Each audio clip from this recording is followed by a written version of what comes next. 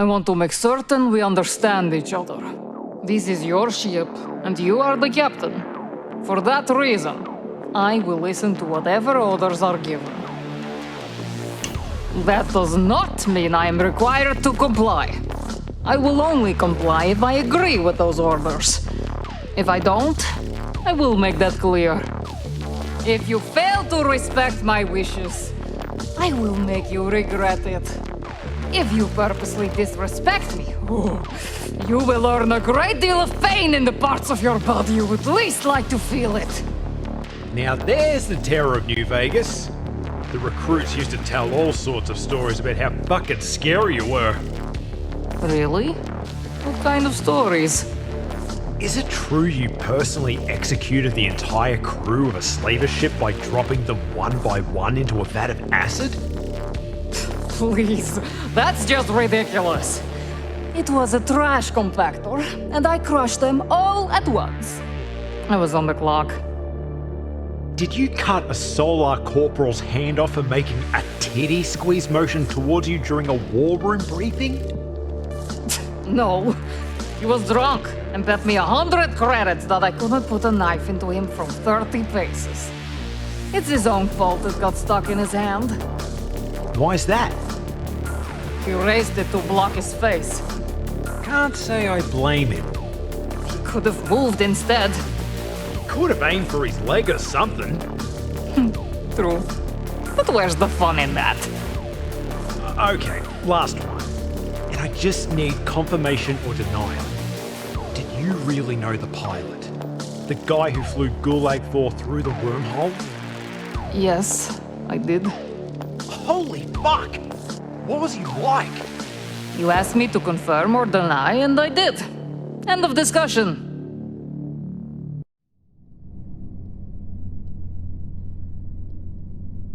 Don't think for a moment that I will ever forgive you for what you did to my ship. The Turbulence was my pride and joy. The greatest ship I ever commanded. To know that she is to suffer this fate, to be taken from me yet again, fills me with rage. Which is precisely why I think someone like you doesn't deserve to command a ship like the Mary Celeste. I begrudge you, though. She is a hell of a vessel. But a ship is only as good as her captain. You'd better make sure you do right by her. And by your crew as well. You don't deserve them either, by the way. Also, it would be best if you did not consider me part of your revolution. I'm here of my own accord because I see this as my best opportunity to maintain 100% lifetime average when it comes to sworn vengeance.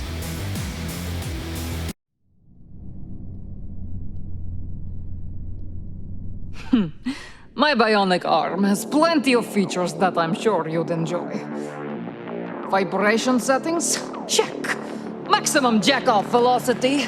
Got it. Rotating wrist section for supreme fisting action? Of fucking course. Also, this arm is capable of generating 4,000 kilograms of force. That's enough to comfortably crush a solar skull. You'll just remember that the next time I've got your worthless dick in my shiny metal hand.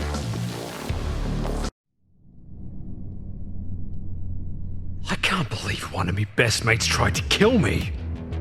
Erarch is indeed a true bastard.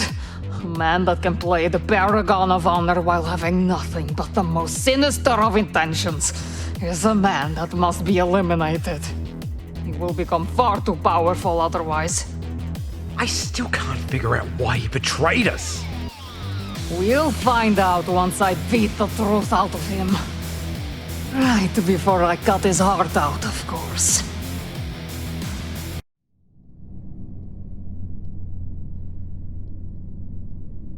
This might be a little out of nowhere, but I always wanted to hear about what it was like going through the wormhole. We never really talked about that. That's probably because I don't remember all that much about it. I was very young when it happened. I do recall the colors when we hit the jump.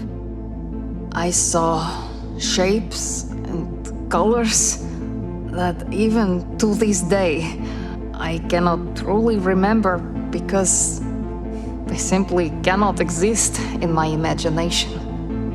They were shapes born of the void, almost alive, almost playful. Did they say anything? It is not about what they said. It is how they moved, how they made me feel. It was like they were trying to show me that everything was going to be okay. That this was supposed to happen. That prodigium was our destiny. I know it sounds fucking crazy, but it really felt like that. I am not a woman of religion, Captain. I only believe in strength. And I certainly didn't see anything concrete or any images that could be construed as a prophecy. But I am telling you, that's exactly what it felt like. Prophetic. And amidst the brilliant multitude of colors, I heard only one discernible voice. It said, freedom. I do not know who this voice belonged to, nor do I care. But it was right. We did get our freedom. But before that, there was so much confusion once we arrived. That's probably why it's so hard to remember. No one knew what the hell was going on. It wasn't until we felt the ship land that it all started making sense. The pilot came to our cell block. Everyone was screaming at him. He yelled something back at us. I can't remember what it was, but everyone got really quiet.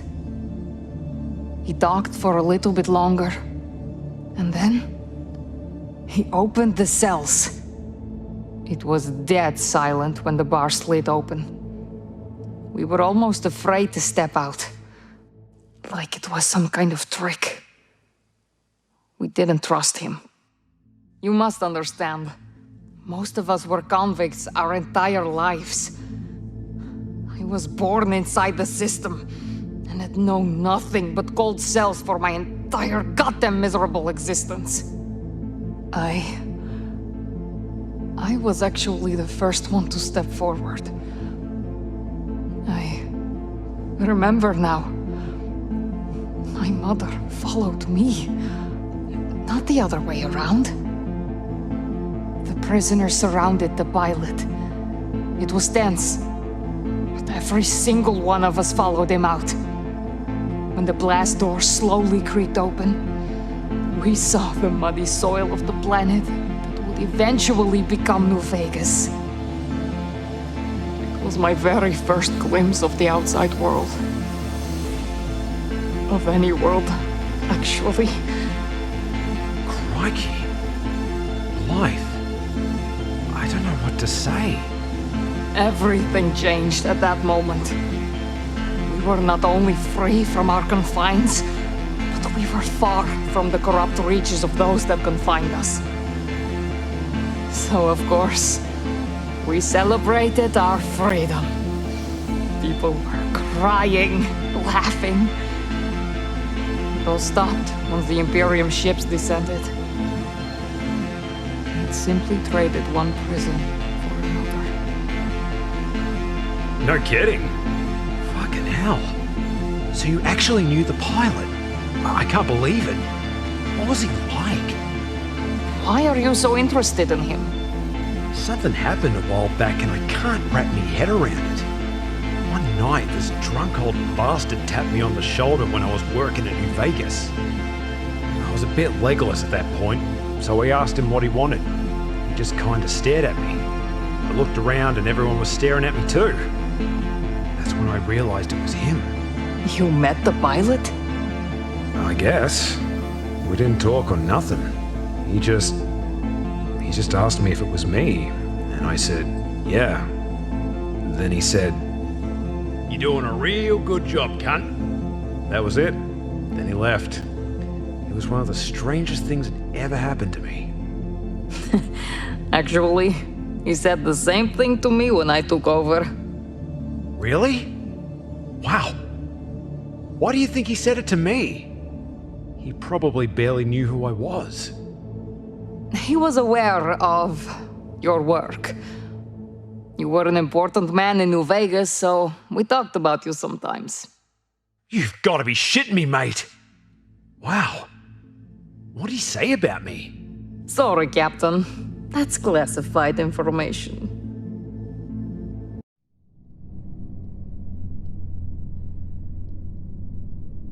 Can I ask you something about when we met in the military academy?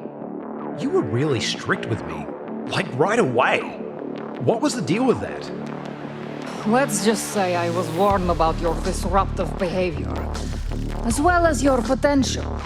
I wanted to make sure one didn't interfere with the other. I guess I don't see how making me run around the barracks arse naked in the rain until I passed out really fits with that explanation. Did you ever look at my breasts again after that? Well, yeah. But I was a lot more sneaky about it. Exactly. You became diligent in your titty gazing, which then applied to your training. Do not doubt my methods, Captain. Whether you're trying to sneak up on an unwary opponent or just trying to get a good look at a nice pair of tits, you must never allow the target to become aware of your presence. I put too much time and effort into making you a warrior to let you die from an amateur mistake like that. If only you taught me some kind of life lesson that would have stopped me from fucking those two colonels and getting booted from the military. Yes, I was rather disappointed. But then again, not entirely surprising given your track record. Why'd you get me that job in New Vegas? You didn't owe me anything. You could have just let me die poor and alone in the streets like I deserved. Putting you in a position where it would be impossible to get yourself fired by fucking your co-workers was the best solution I could come up with. You were the greatest pilot I'd ever seen. I knew a fight with the Imperium was coming eventually, and I knew I'd need you to watch my ass rather than my tits.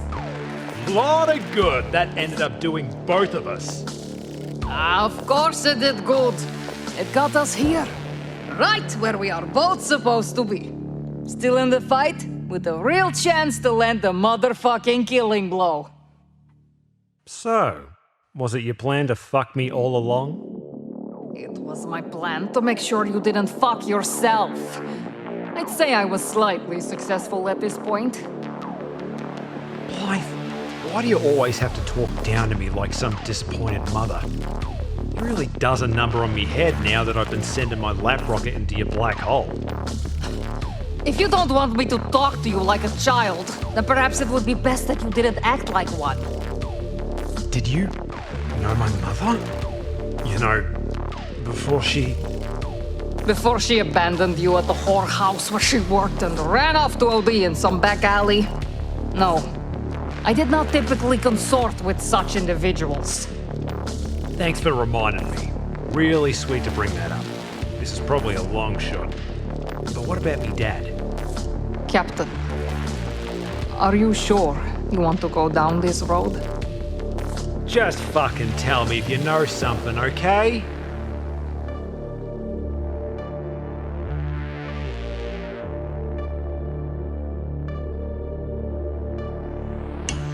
I know something! But what I don't know is if you're ready for the truth.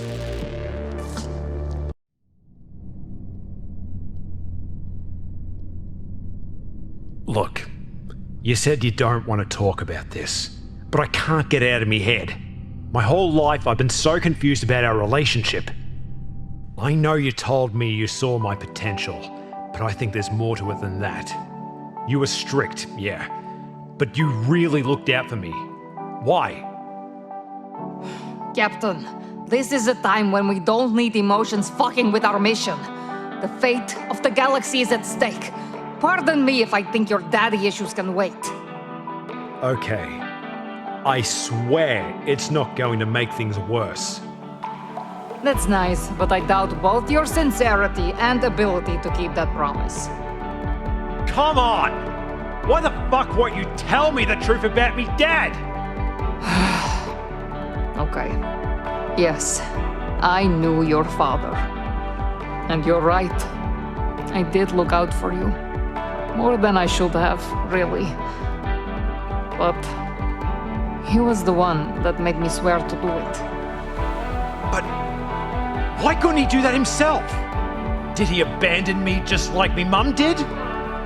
Listen, your arrival made for a very, very complicated situation. He had his reasons. But you're just going to have to trust me when I say you were better off without having him in your life. A lot better off. Better off without him? I grew up in a shitty loft above a fucking whorehouse. What could be worse than that? Yes, you grew up an orphan in a shitty loft above a whorehouse that became the greatest solar fighter pilot that ever lived. Your experiences shaped you into the leader that you are today. I've been putting up with all this pathetic glass half empty bullshit since you were a teenager. It makes me sick. And it would have disappointed your father as well. You need to stop being ashamed of yourself and instead be proud of what you have done despite how hard things were for you. Who was he?